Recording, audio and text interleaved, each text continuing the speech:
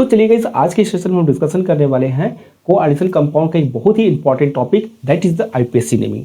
बात करते हैं आईपीएससी नेमिंग के, तो बोर्ड में आपके हर साल एक क्वेश्चन यहाँ से बन ही जाते हैं। सबसे पहले अगर हम बात करें आईपीएससी नेमिंग से रिलेटेड कैसे क्वेश्चन बनते हैं, तो ये एक्चुअली क्या होता है, दो टाइप के क्वेश्चंस यहाँ पे बनते हैं। पहला अगर मैं बात करूँ तो आपको क्या होगा, कॉम्प्लेक्स कंपाउंड गिवन होगा और कॉम्प्लेक्स कंपाउंड से आपको क्या लिखना होता है, that is the IUPAC naming लिखना होता है, राइट। एंड देन सेकंड जो पार्ट होता है या सेकंड टाइप का जो क्वेश्चन होता है, आपको डायरेक्टली आईपीएससी नेमिंग पहले से गिवन होगा और वहां से आपको क्या लिखना होता है, कॉम्प्लेक्स कंपाउंड का क्या बनाना होता है, फार्मूला बनाना होता है, राइट। तो ये चीजें ध्यान रखना। तो सबसे पहले हम लोग बात करने वाले हैं कि हमारा फर्स्ट जो टाइप होगा कॉम्प्लेक्स कंपाउंड से अपन आईपीएससी नेमिंग करेंगे। तो कुछ इसके बेसिक से रूल है, उस रूल को हम लोग कवर करते हुए जितने भी आईपीएससी नेमिंग होंगे कंपाउंड के, वो हम लोग इजीली तरीके से कर लेंगे। सो यहाँ पे बेसिकली यहाँ पे मैंने आपको 4 रूल ही बता रखे हैं और 4 रूल से सारे टॉपिक के क्वेश्चंस हो ही जाएंगे, राइट। तो देखो द फर्स्ट रूल क्या कह रहा है वो देखो। The first rule says that the cation are written first and then anion। ध्यान रखना, कैसा भी अपने को कॉम्प्लेक्स गिवन होगा, सबसे पहले उसको आप आयोनाइज करोगे, आयोनाइज करने के बाद आपको केटाइंस और एनायन मिल जाएगा। तो सबसे पहले आप केटाइन को लिखोगे एंड देन एनायन को लिखोगे। सिंपली अगर आप बात करते हो इसको, अगर आप आयोनाइज भी करते हो तो ये हो जाएगा that is the 4K+ and FeCN का होल 6 - 4 होगा। तो जाहिर सी बात है आपका जो केटाइन मिल रहा है ये आपका केटाइन है और इस केटाइन को हम लोग सबसे पहले लिखेंगे, ठीक है। अब कुछ बच्चा बोलेगा कि सर ये तो केटाइन है, ये तो हमारे को समझ आ गया, लेकिन अगर कॉम्प्लेक्स पे कैसा केटाइन होगा तो उसको कैसे लिखेंगे।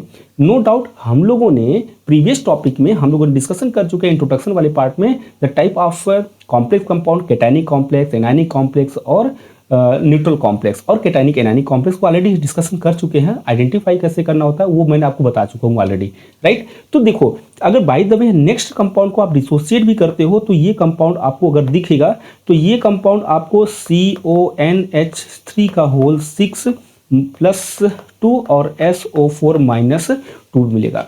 तो जाहिर सी बात है कि यहाँ पे जो कॉम्प्लेक्स होगा वो कैसा कॉम्प्लेक्स है, सर ये जो कॉम्प्लेक्स है ये भी केटाइनिक कॉम्प्लेक्स है। यानी कि सबसे पहले इस वाले का अगर इस तरीके का आयंस आपको मिलेगा तो सबसे पहले आप काउंटर आयन के केटाइंस को लिखोगे एंड देन अगर आपको कॉम्प्लेक्स केटाइनिक मिल रहा है तो सबसे पहले आप लिखोगे इसी टाइप के कॉम्प्लेक्स को सबसे पहले लिखोगे, ठीक है। तो ध्यान रखना। अब अगर हम पहले रूल की बात करते हैं तो बेसिकली क्या होता है, एज यू नो, सबसे पहले यहाँ पे ध्यान रखना, कुछ बच्चे गलती कर जाते हैं, वो नंबर के साथ उस केटाइन को लिखते हैं। लाइक दैट अगर वो बात करते हैं तो वो लिख देते हैं डायरेक्टली टेट्रा पोटेशियम लिख देते हैं, जो कि ये गलत है। टेट्रा पोटेशियम आपको लिखना नहीं है, ये मैं पहले बताऊं, ये रॉन्ग हो जाएगा, इसको नहीं लिखना है। सिर्फ और सिर्फ आपको सिंपली क्या लिखना है, दैट इज द पोटेशियम ही लिखना है। ध्यान रखना, आपको सिर्फ और सिर्फ पोटेशियम लिखना है, this is the right way, ठीक है। लेकिन अगर मैं बात करूं, अगर बाय द वे हमारा क्या होगा, कॉम्प्लेक्स अगर केटाइनिक कॉम्प्लेक्स पहले आ गया, ठीक है, तो ऐसे केस में सबसे पहले किसको लिखोगे, तो सिंपली आपको पता है बेसिकली नोमेनक्लेचर के टाइम पर भी, या फिर अगर मैं बात करूंगा जब टर्मिनोलॉजी बता रहा था तो टर्मिनोलॉजी में पहले बता रखा था कि आपके किसी भी कॉम्प्लेक्स कंपाउंड में 2 ही चीज होती है बेसिकली, एक तो मेटल होता है, दूसरा क्या होता है, लिगेंड होता है। तो सबसे पहले आप क्या लिखोगे नोमेनक्लेचर के टाइम पर, अगर कॉम्प्लेक्स केटाइनिक कॉम्प्लेक्स है तो सबसे पहले आप किसको लिखोगे, सर सबसे पहले अपन क्या लिखेंगे, लिगेंड को लिखेंगे एंड देन मेटल को लिखेंगे। ये चीजें पता होना चाहिए। और जितने भी लिगेंड लिखोगे सभी लिगेंड्स को क्या करोगे आप, अल्फाबेटिकली ऑर्डर में ही लिखोगे। ध्यान रखना, ये बेसिक चीजें हैं जो कि पता होना चाहिए। जितने भी कॉम्प्लेक्स में आपके लिगेंड्स होंगे सभी अल्फाबेटिकली लिखना है। अगर आप सेम टाइप के लिखे होंगे तो आपको सेम टाइप में अल्फाबेटिकली फॉलो नहीं करना है, बट अगर डिफरेंट होंगे तो डेफिनेटली आपको सारे लिगेंड्स को अल्फाबेटिकली लिखना है, ठीक है। तो इस तरीके से ये चीज़ ध्यान रखना, ये नोट में दे रखा है, कैसे लिखना है वो चीज़ मैं आपको बता दूंगा, ठीक है। तो नोट में लिख रखा है केटाइनिक कॉम्प्लेक्स में first ligand written earn according to the alphabetically order and then central atom हम लोग लिखेंगे, ठीक है। ये रहा आपका रूल नंबर 1, ध्यान रखना। सेकेंड रूल की अगर मैं बात करूं तो सेकेंड रूल में ये ध्यान रखना, सेकेंड रूल बेसिकली क्या है, वो लिगेंड्स के लेकर के है, ठीक है। अब आप क्या कर रहे हो, लिगेंड को लिखना स्टार्ट कर रहे हो। तो जब मैंने आपको क्लासिफिकेशन ऑफ लिगेंड बताया था तो actually ligand are classify on the basis of charge as well as density. याद होगा अगर कि हम लोग डेंसिटी की जब डेंसिटी के बिहाव कर रहे थे, बाइडेंटेट, मोनोडेंटेट, पॉलीडेंटेट में हेक्साडेंटेट वगैरह याद होगा। तो ध्यान रखिएगा, रूल नंबर 2 ये कहता है कि अगर किसी भी लिगेंड में डाई या ट्राई वर्ड ऑलरेडी गिवन होगा, फॉर दैट लिगेंड के लिए आप क्या लिखो, जो प्रीफिक्स लिखोगे, ठीक है, जो प्रीफिक्स लिखोगे वो हमारा क्या होगा, डाई के लिए, डाई के लिए क्या होगा, बिस होगा, ध्यान रखना। एंड ट्राई के लिए क्या होगा, दैट इज द ट्रिस होगा, ट्राई के लिए ट्रिस होगा। हालांकि टेट्रा के लिए टेट्रा किस होता है, इसकी यूज नहीं होगा। बेसिकली यही चीजें आपको ध्यान रखना है। एग्जाम्पल के तौर पे अगर मैं बात करूं, एग्जाम्पल के तौर पे अगर मैं बात करूं तो हमारा एग्जाम्पल आपको बेसिकली जो होगा वो इथाइल डाई अमीन, EN, जो कि आप जानते हो इथाइल डाई अमीन को हम लोग क्या लिखते हैं, this is the ethyl di amine, ठीक है। एज यू नो यहाँ पे इथाइल डाई अमाइन में डाई वर्ड आ चुका है, पहले ही आ चुका है, तो ध्यान रखिएगा अगर ये होल ट्वाइस होगा तो इसके लिए डाई इथाइल डाई अमाइन नहीं लिखना है। इसके लिए आप क्या लिखोगे, दैट इज द बिस इथाइल डाई अमाइन आप लिखोगे। ये बेसिक चीजें हैं, इंपॉर्टेंट है, ध्यान रखना, यहाँ पे गलती होने की चांसेस ज्यादा होती है, ठीक है। ये रहा हमारे लिगेंड के रिगार्ड करके। इसी के यहाँ पर if di tri tetra word already present in ligand then prefix are used. For di के लिए बिस यूज करते हैं एंड फॉर ट्राई के लिए ट्रिस यूज करते हैं, राइट। नेक्स्ट हमारा जो रूल है वो फॉर सेंट्रल एटम के लिए है। जैसे कि मैंने आपको बता रखा था, अरे कॉम्प्लेक्स में दो ही चीज होती है, मेटल होता है एंड लिगेंड। आप सबसे पहले किसको लिखोगे, लिगेंड को लिखोगे एंड देन किसको लिखोगे, मेटल को लिखोगे। सभी लिगेंड को आपने अल्फाबेटिकली ऑर्डर अरेंज कर ही दिया एंड देन अब बारी है किसकी, मेटल की बारी है। तो ध्यान रखिएगा यहाँ पे कुछ इंपॉर्टेंट चीजें हैं, कुछ बेसिक सफिक्स आपको ध्यान रखना है। जैसे अगर आपको याद होगा, हालांकि हम लोगों ने type of complex already discussion कर चुके हैं, कैटायनिक, एनायनिक और न्यूट्रल कॉम्प्लेक्स। तो याद रखिएगा अगर सेंट्रल एटम में, ठीक है, अगर आपका मेटल क्या होगा कॉम्प्लेक्स में, कैटायनिक कॉम्प्लेक्स में, तो ये कैटायनिक मेटल होगा, ठीक है। या फिर अगर हमारा सेंट्रल एटम एनायनिक कॉम्प्लेक्स होगा तो जाहिर सी बात है वो एनायनिक मेटल होगा। और वो हमारे पास क्या होगा, अगर कोई चार्ज नहीं होगा, मेटल होगा, तो जाहिर सी बात है सेंट्रल एटम क्या होगा, वो हमारा क्या होगा, न्यूट्रल सेंट्रल एटम होगा। तो ध्यान रखिएगा we talk about the central atom. तो इसमें जो स्पेशल केस है वो याद रखना है। स्पेशल केस क्या होगा वो चीजों को समझो। देखो स्पेशल केस हमारा क्या है, अगर एनायनिक कॉम्प्लेक्स है तो एनायनिक सेंट्रल एटम के लिए we use the 8 suffix, we use the 8 suffix, right. And for cationic and neutral के लिए they are the no suffix are use, कोई भी सफिक्स यूज नहीं करना है। बच्चा हमारा कहेगा सर हम तो भूल ही जाएंगे ना। देखो इसका टर्म है, आपको ध्यान रखना, A for anionic, A for anionic, और ए फॉर एनायनिक के लिए वी यूज 8 सफिक्स। बाकी के लिए हम लोग कोई भी चीजें यूज नहीं करेंगे। कैटायनिक और न्यूट्रल के लिए हम लोग कोई भी सफिक्स यूज नहीं करेंगे। आई होप यहाँ तक आपको ये पॉइंट समझ में आ गया होगा। अभी तक मैंने आपको क्या बताया, सबसे पहले कैटायनिक एनायनिक को लिखते हैं, कैटायन को लिखेंगे एंड देन एनायन को लिखते हैं। जब आप कॉम्प्लेक्स में इंटर करोगे तो लिगेंड लिखोगे और सभी लिगेंड को आपको अल्फाबेटिकली ऑर्डर ही लिखना है। अगर लिगेंड में बाई टाई ट्र वर्ड ऑलरेडी गिवन होगा देन डाई या बाई के लिए हम लोग बिस यूज करेंगे और ट्राई के लिए ट्रिस यूज करेंगे। सिमिलरली आप क्या करोगे, पैरेलल उसके बाद नेक्स्ट सेंट्रल एटम को लिखोगे। सेंट्रल एटम में जब आप सेंट्रल एटम की नोमेनक्लेचर करोगे तो वहां पे सफिक्स एनायनिक सेंट्रल एटम के लिए 8 सफिक्स यूज करोगे, बाकी कैटायनिक और न्यूट्रल के लिए कोई भी सफिक्स यूज नहीं करोगे।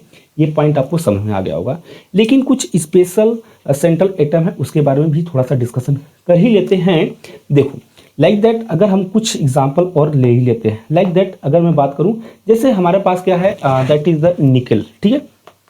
मान लो निकल, निकल आपका हो सकता है, निकल जो होगा वो या तो कैटायंस में होगा या तो निकल क्या होगा, सेंट्रल न्यूट्रल में होगा। तो उसके लिए आप डायरेक्टली कुछ नहीं लिखोगे, सिर्फ डायरेक्टली आप यूज करोगे दैट इज द निकल यूज कर दोगे, कोई बहुत बड़ा चीज नहीं है। लेकिन अगर वहीं पे आपका जो निकल होगा ना वो एनायनिक कॉम्प्लेक्स में होगा, देन फॉर सेंट्रल एटम के लिए आप 8 सफिक्स यूज करोगे, then you will write that is the nickelate, ठीक है। आप यहाँ पे निकलेट वर्ड यूज करोगे, ये टर्म ध्यान रखना है, ठीक है। सिमिलरली अगर आपको क्रोमियम दे रखा है तो क्रोमियम वर्ड इसके लिए आप कैटायनिक और न्यूट्रल के यूज करोगे, बट फॉर एनायनिक के लिए now you will use chromate term, ठीक है। बट अगर हम बात करते हैं कॉपर के लिए, कुछ स्पेशल केस ध्यान रखिएगा। कॉपर के लिए नो डाउट हम क्या करेंगे, जो एनायनिक और कैटायनिक और न्यूट्रल होगा उसके लिए कॉपर लिखेंगे, सिमिलर लिखेंगे। But for anionic ligand we will use the cuprate, ध्यान रखिएगा। सिमिलरली कुछ स्पेशल आपके और सेंट्रल एटम है जिसको स्पेशल एनायंस आपको लिखना है। लाइक दैट अगर मैं बात करता हूँ आयरन, सिल्वर और गोल्ड के लिए, देखो आयरन, सिल्वर, गोल्ड जो होगा वो कैटायंस और न्यूट्रल के लिए नो डाउट हम लोग के कैटायन और न्यूट्रल में जो Fe होगा उसको आयरन लिखेंगे, सिल्वर को सिल्वर लिखेंगे, गोल्ड लिखेंगे। बट फॉर कैटायनिक लिगेंड के लिए कैटायनिक लिगेंड के लिए अगर कैटायनिक कॉम्प्लेक्स में अगर ये मेटल आ गया तो उसकी जो आप सेंट्रल एटम लिखोगे ना, सेंट्रल एटम आप लिखोगे, फॉर आयरन के लिए आप आयरनेट नहीं लिखोगे, फेरेट यूज करोगे, और सिल्वर के लिए अर्जेंटेट टर्म यूज करोगे, और गोल्ड के लिए क्या यूज करोगे, दैट इज द गोल्ड के लिए ऑरेट टर्म यूज करोगे। काफ़ी इंपॉर्टेंट है यार, इसको आपको करना ही पड़ेगा, तभी जाकर के आप यहाँ से बेहतर तरीके से कर सकते हो। आई होप यहाँ तक आपको समझ में आ गया होगा। चलो गाइस, अब लास्ट हमारे पास जो बचता है, ध्यान रखिएगा, जब आप नॉमेनक्लेचर करोगे तो आपने सबसे पहले लिगेंड को लिख लेना अल्फाबेट के लिए order, and then central atom, जो सेंट्रल एटम के जो बेसिक टर्म थे वो मैंने बता रखा है, एंड देन आफ्टर लास्ट में आप क्या करोगे, सेंट्रल एटम लिखने के जस्ट बाद, सेंट्रल एटम के जस्ट लिखने के बाद आप उसकी ऑक्सीडेशन नंबर मेंशन करोगे रोमन नंबर में। ये रूल नंबर 4 कह रहा है कि after the naming of the central atom the oxidation state of written in roman number just after the central atom. जैसे सेंट्रल एटम लिखोगे उसके बाद जस्ट आप उसकी ऑक्सीडेशन स्टेट रोमन नंबर में लिख देना है। अगर 0 है तो 0 को भी आप मेंशन करोगे। ये चीज़ें ध्यान रखना है। तो ये बेसिक जो 4 रूल थे गाइस, इसको आप कवर करके, इसको आप इस ध्यान रखना, अगर ध्यान रखोगे इस रूल को फॉलो करते हुए आप किसी भी कॉम्प्लेक्स कंपाउंड का, कोएडिशन कंपाउंड की इसकी नॉमेनक्लेचर इजीली तरीके से कर सकते हो। सो चलते हैं, हम लोग ढेर सारे एग्जाम्पल करते हैं। ध्यान रखना, एग्जाम्पल करने से पहले मैंने जो रूल बता रखे एक बार इसको समराइज कर देता हूं, और कैसे लिखते हैं, किसको पहले लिखते हैं, एक बार वापस से हम लोग देख लेते हैं, विद एग्जाम्पल देखेंगे। आई थिंक ज़्यादा समझ में आ जाएगा, आई होप समझ में आ गया होगा। चलो देखते हैं। सबसे पहले मैं लेता हूं आपका एनायनिक कॉम्प्लेक्स की बात करूं। एनायनिक कॉम्प्लेक्स में आपको समझ में आ गया होगा कि एनायनिक कॉम्प्लेक्स आपको कुछ इस तरीके से गिवन होगा, ठीक है, जिसको आयोनाइज करने के बाद अगर आप आयोनाइज करते हो तो ये आयोनाइज करते हो, दिस इज द कॉम्प्लेक्स, और इस कॉम्प्लेक्स को अगर आप आयोनाइज करोगे तो ये किस में होगा, 4K+4- में डिसोसिएट होगा, 4K+ होगा, राइट। चलो अच्छी बात है। तो यहाँ पे आप देखो, जब इसको आयोनाइज करोगे तो हमारा रूल ये कहता है सबसे पहले आप इसको लिखोगे, केटायंस को लिखोगे। रूल नंबर 1, सबसे पहले केटायंस को लिखोगे, यानी कि सबसे पहले आप केटायन को लिखोगे, and then now you will enter in central complex में। आप कहाँ पहुंच गए हो, आप इंटर कर गए हो इस कॉम्प्लेक्स में। इस कॉम्प्लेक्स में आप सबसे पहले जब कॉम्प्लेक्स में इंटर करोगे, यानी कि स्क्वायर ब्रैकेट में जब इंटर करोगे, सबसे पहले किसको लिखोगे, लिगेंड्स को लिखोगे। बेसिकली यहाँ पे एक ही सिंगल टाइप का लिगेंड है, तो बेसिकली आप यहाँ पे इस लिगेंड के नंबर को रिप्रेजेंट करोगे। एज यू नो, जो नंबर ऑफ लिगेंड होता है वो कोऑर्डिनेशन नंबर होता है, and then you will write second number पे आप कोऑर्डिनेशन नंबर करोगे, एंड देन लिगेंड, जो कि जितने भी लिगेंड होंगे सारे लिगेंड को आपको अल्फाबेटिकली लिखना है। एक और पॉइंट, की पॉइंट ध्यान रखना, जब मैं आपको क्लासिफिकेशन ऑफ लिगेंड बता रहा था वहाँ मैंने बताया था अगर आपका लिगेंड एनायनिक लिगेंड है, anionic ligand like that O-, F-, यानी हाइड्रोजन माइनस कर सकते हो, ठीक है, OH- कर सकते हो। इस टाइप के अगर लिगेंड प्रेजेंट होते या Cn- होंगे तो इस टाइप के लिगेंड के सफिक्स में आपको O या आइडो यूज करना है। इसको मैंने डिटेल में एक्सप्लेन कर चुका हूँ in classification of a ligand, right. And then the next after ligand के बाद हम लोग यूज करेंगे central atom, that is the, ये थर्ड पॉइंट था, और फोर्थ पॉइंट में central atom. And as you know central atom anionic है, तो जाहिर सी बात है एनानिक के लिए वी वी यूज 8 सफिक्स, ठीक है। एंड देन वापस से हम लोग क्या करेंगे, वहाँ पे उसकी ऑक्सीडेशन नंबर रोमन नंबर में लिख देंगे। तो ये बेसिक पॉइंट था, ये चीज़ मैंने आपको रूल 4 रूल बता रखे थे। इसी रूल को बिहाफ को फॉलो करते हुए इस एक का हम लोग नॉमेनक्लेचर करके देख लेते हैं। देखो यहाँ पे आपको दे रखा है पोटेशियम दे रखा है, तो बेसिकली आप सिंपली पोटेशियम ही लिखोगे, ज़्यादा होशियारी नहीं करना, टेट्रा पोटेशियम नहीं लिखना है, simply you will write that is the potassium, right. तो यहाँ पे आप पोटेशियम ही लिखोगे। एंड देन अब हमारे पास क्या आ गया, साइनाइड है, ठीक है। साइनाइड एक सेंट्रल एटम है। अब क्या लिखोगे, यहाँ पे साइनाइड के बाद साइनो लिखोगे या साइनाइडो यूज करोगे, लेकिन इसकी क्वाड्रेशन नंबर कितना है, क्वाड्रेशन नंबर 6 है, तो आप लिखोगे हेक्स लिखोगे। इसके लिए क्या लिखोगे, हेक्स लिखोगे, दैट इज द हेक्स। एक और चीज़ ध्यान रखिएगा, जब कभी भी आप IUPAC लिखिएगा तो कभी ये पहला वर्ड जो होगा वो कैपिटल होगा, एंड देन सभी स्मॉल होगा, और जितने भी आप टर्म लिखोगे, जितने भी चीज़ें लिखोगे, किसी में स्पेस नहीं होगा, इन दोनों के बीच में गैप नहीं होगा, ठीक है। तो थोड़ा सा यहाँ पे हम लोग थोड़ा सा और सिस्टमेटिक लिख लेते हैं। So basically now here that is the potassium, तो ये आपका क्या होगा, पोटेशियम है। पोटेशियम के बाद आपके क्या है, साइनो है। कितने साइनो है, that is the hexa, hexa and cyano. चलो भैया आपने लिखा हेक्सा साइनो, हेक्सा साइनो। हाँ, कुछ बच्चे कहेंगे सर साइनाइडो यूज करेंगे, डेफिनेटली आप साइनाइडो यूज कर सकते हो, ठीक है। आपने सारे लिगेंड को कवर कर दिया, एक ही टाइप का लिगेंड था, सारे लिगेंड को कवर कर दिया। And then the next is the central atom. As you know this is the anionic metal है, ठीक है। एनायनिक में आपका सेंट्रल एटम है, तो ये एनायनिक ही सेंट्रल एटम कैटेगरी में आएगा, जिसमें अपन को क्या करना है, 8 सफिक्स यूज करना है। जब 8 सफिक्स यूज करोगे बेटा, 8 सफिक्स यूज करोगे तो फेरेट लिख दोगे, ये यू नो अभी हमने इसके बारे में डिस्कशन किया भी है, दैट इज द फेरेट। यहाँ पे आपने फेरेट लिखा, बट लास्ट में बच्चों को प्रॉब्लम आती है उसकी ऑक्सीडेशन नंबर। देखो ऑक्सीडेशन नंबर निकालना बहुत टफ टास्क नहीं, ये बहुत बेसिक सा कॉन्सेप्ट है। ऑक्सीडेशन नंबर कैसे निकालोगे, तो आप इसको मैथमेटिकली भी निकाल सकते हो और बिना पेन चलाए भी निकाल, अगर आपकी अच्छी प्रैक्टिस हो गई तो आप यहाँ से बेसिकली बिना पेन चलाए भी कर सकते हो। लाइक दैट अगर हम बात करें यहाँ पे आयरन की बात करें, तो आयरन को ऑक्सीडेशन नंबर निकालना है तो वी एज्यूम दैट एक्स, बाकी का ध्यान रखना साइनाइड है, एक साइनाइड पे Cn माइनस होता है, ठीक है, Cn माइनस होता है, एक साइनाइड पे -1 है, बट नाउ हियर 6 साइनाइड है, तो जाहिर सी बात है इसके पास कितना है, -6 है।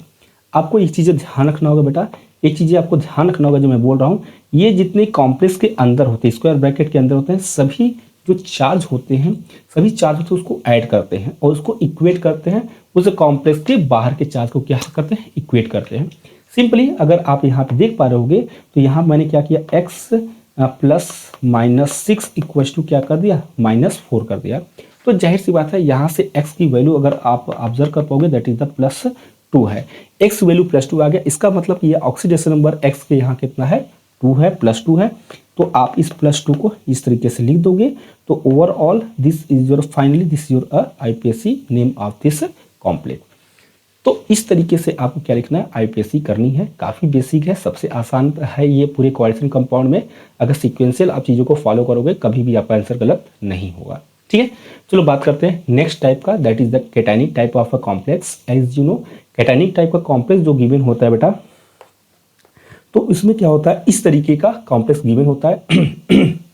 कैटायनिक मतलब क्या होगा, जाहिर सी बात है आपकी कैटायंस पर क्या होगा, कॉम्प्लेक्स पे क्या होगा, पॉजिटिव चार्ज गिवन होगा, ठीक है। बाकी जो हमारे काउंटर आयन होगा, काउंटर आयन पीछे होगा।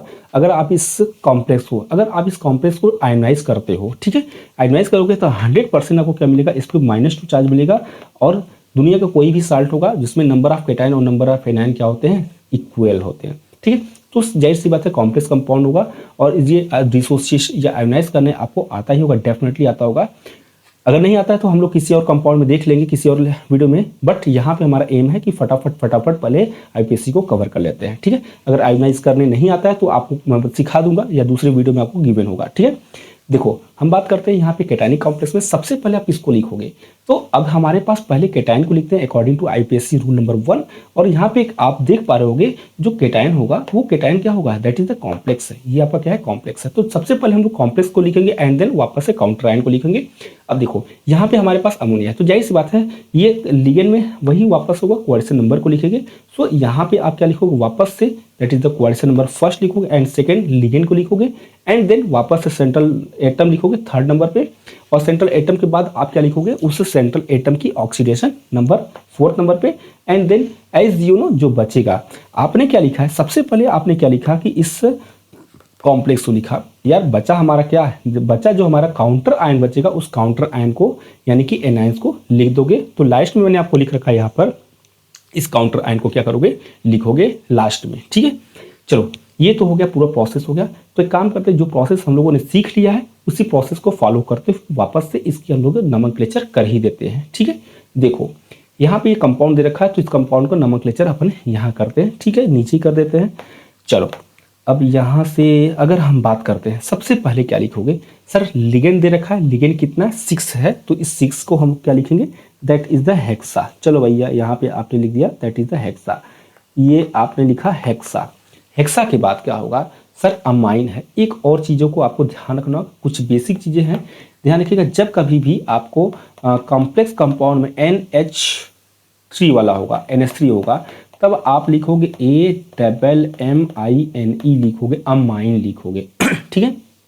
बट इन केस ऑफ आपका लिगेंड वाला EN वाला होगा तो यहाँ पे इथाइल डाई अमाइन होता है, तो इससे आप लिखोगे इथाइल, ध्यान रखना इथाइल डाई AMINE लिखोगे, क्योंकि यहाँ पे ये जो होता है वो NH2 को रिप्रेजेंट करता है, ये जो अमाइन जो होता है वो NH2 को रिप्रेजेंट करता है, AMMINE जो होता है वो NH3 को लिखता होता है। ये काफ़ी बेसिक चीज़ें हैं, जो बच्चे कंफ्यूज हो जाते हैं, जब गलती कर जाते हैं तो यहाँ से नंबर कटने की चांसेस होती है। हालांकि छोटी छोटी चीज़ें भी ध्यान रखी जाती है, सो प्लीज़ इसको ध्यान रखिएगा, ठीक है। हेक्सा अमाइन, अमाइन होगा यहाँ पे, अमाइन, AMMINE, हेक्सा अमाइन, ठीक है, हेक्सा अमाइन होगा। अब हेक्सा अमाइन के बाद क्या लिखोगे, सेंट्रल एटम। सेंट्रल एटम आपका कोबाल्ट है, लेकिन ये कैटायनिक है, इसलिए कोई भी सफिक्स यहाँ पे हम लोग यूज नहीं करेंगे। तो सिंपली प्लेन आप क्या लिख दोगे, दैट इज द कोबाल्ट, आप यहाँ पे कोबाल्ट लिख दोगे। And finally you will write their oxidation number. तो ऑक्सीडेशन नंबर निकालने के लिए, उसके करने के सबसे पहले आपको ऑक्सीडेशन नंबर फाइंड आउट करना भी आना चाहिए। लाइक दैट वही सिंपल है, प्रोसेस है कि आप सेंट्रल एटम को एक्स एज्यूम कर लो, बाकी का जैसे है उसको ऑक्सीडेशन नंबर उस लिगेंड का लिख दो। एज यू नो, हमारा जो अमोनिया है वो न्यूट्रल लिगेंड है, और इसके लिए क्या करना होता है, इसकी जो ऑक्सीडेशन स्टेट होता है, जाहिर सी बात है 0 होता है। बाकी का आप पुराना प्रोसेस जानते ही होंगे, एक्स, बाकी का पुराना प्रोसेस जानते ही है कि कॉम्प्लेक्स के अंदर जितने भी चार्जेस होते हैं सभी को क्या करना होता है, सम करना होता है, और उसको इक्वेट कर देना है जो चार्ज के बाहर ऊपर लिखा होगा। तो सिमिलरली यहाँ पर भी आप देख पा रहे x plus 0 equals to +2। So finally you will got the value of x, that is the +2 होगा। तो ये +2 हो गया, इसका मतलब कि आपको ऑक्सीडेशन नंबर कोबाल्ट का 2 मिल गया है, और इसको आपको लिख देना है रोमन नंबर में 2 लिख ही देना है, ठीक है।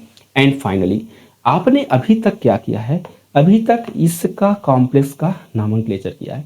अभी हमारे पास काउंटर आयन बचा है जो कि सल्फेट आयन है। तो डायरेक्टली आप क्या लिखोगे, सिर्फ और सिर्फ प्लेन सल्फेट लिख दोगे। तो सिंपली यहाँ पे आप लिख दोगे दैट इज द सल्फेट, और इसके अलावा आपको कुछ भी कलाकारी नहीं करना है, ठीक है, इतना ही करना, इसके भी यहाँ पर आपका नॉमेनक्लेचर हो ही जाएगा। आई होप ये भी आपको कमेंट्स जो मैंने आपको पॉइंट समझाया है, और इसके भी यहाँ पर मैंने 2 एग्जाम्पल कराए हैं विद रूल, ये चीज़ें कर लोगे तो डेफिनेटली आपके आईपीएससी जो होंगे वो 100% सही जाएंगे। बाकी के प्रैक्टिस हम लोग करते रहेंगे, ठीक है। एक और आता है, लास्ट में आता है, लास्ट में आता है आपका एनायनिक, न्यूट्रल में आता है, ठीक है। न्यूट्रल को कैसे लिखना है, न्यूट्रल को लिखना बहुत ही आसान है। सिंपली जैसे हम लोगों ने लिखा है, यहाँ पे आप देखो कोई भी काउंटर आयन नहीं है, इसको एक्सप्रेस कर सकते हो कि यहाँ पे कोई काउंटर आयन नहीं होगा, न तो आगे न तो पीछे, कुछ भी नहीं है। तो सिंपली हम लोग अटैक करेंगे किस पे, पहले लिगेंड को लिखेंगे, उसकी कोऑर्डिनेशन नंबर को लिखेंगे, उस लिगेंड को लिखेंगे, देन सेंट्रल एटम, और उसकी ऑक्सीडेशन स्टेट, कहानी खत्म हो जाएगी। तो आप देख लो, सबसे पहले कोऑर्डिनेशन नंबर है, फिर लिगेंड है, लिगेंड अल्फाबेटिकली ऑर्डर लिखना, अगर डिफरेंट डिफरेंट लिगेंड है, सेंट्रल एटम के सफिक्स में कोई यूज नहीं करते हैं, और रोमन नंबर जो होता है वो आपका क्या होगा, वही रोल नंबर, उसका ऑक्सीडेशन नंबर रोमन नंबर में लिख देना है, राइट। तो इसकी अगर हम लोग नॉमेनक्लेचर करें तो सिंपली हमारा वही नॉमेनक्लेचर होगा जैसे हम लोगों ने प्रीवियस कंपाउंड का किया था। यहाँ पे क्वेश्चन नंबर 4 है, so now you will write that is the tetra. चलो अच्छी बात है, ये आपका क्या हो गया, टेट्रा हो गया, ठीक है। अब टेट्रा के बाद क्या होगा, अमाइन है, तो आप लिखोगे that is the AMMINE, tetra amine लिखा। एंड लास्ट में आपने सेंट्रल एटम किया, दैट इज द कोबाल्ट लिख दिया। चलो भाई, ये तो कोबाल्ट लिखा, उसकी ऑक्सीडेशन स्टेट, यार जाहिर सी बात है, यार जाहिर सी बात है, यहाँ पे देखो ना, आप इसकी ऑक्सीडेशन नंबर जब निकालोगे, इसका एक्स एज्यूम कर रहे हो, इसका क्या होगा, 0 होगा इसका, और ओवल चार्ज 0 होगा। जाहिर सी बात है एक्स की वैल्यू क्या होगी, जब इसको आप यहाँ पे मैथमेटिकल अप्रोच भी लगाओगे, that is the x plus 0 equals to 0, तो it means the value of x की वैल्यू क्या हो गया, 0 हो गया। तो जाहिर सी बात है, अब बच्चे क्या लगाते हैं, अपना दिमाग लगाते हैं, दिमाग ज़्यादा नहीं लगाना होता भाई। अगर ऑक्सीडेशन नंबर 0 है तो भी उसकी ऑक्सीडेशन नंबर 0 भी मेंशन करना होगा, ध्यान रखना। तो इस तरीके से अपन क्या करेंगे, किसी भी कंपाउंड का नॉमेनक्लेचर कर सकते हैं, ठीक है। आई होप आपको समझ में आ गया होगा। देखो सिंपली ये मैंने जो बेसिक 3 रूल बता रखे, इस 3 रूल को फॉलो करते हुए आप किसी भी कंपाउंड का नॉमेनक्लेचर कर सकते हो।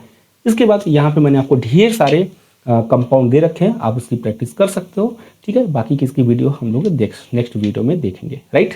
Thank you.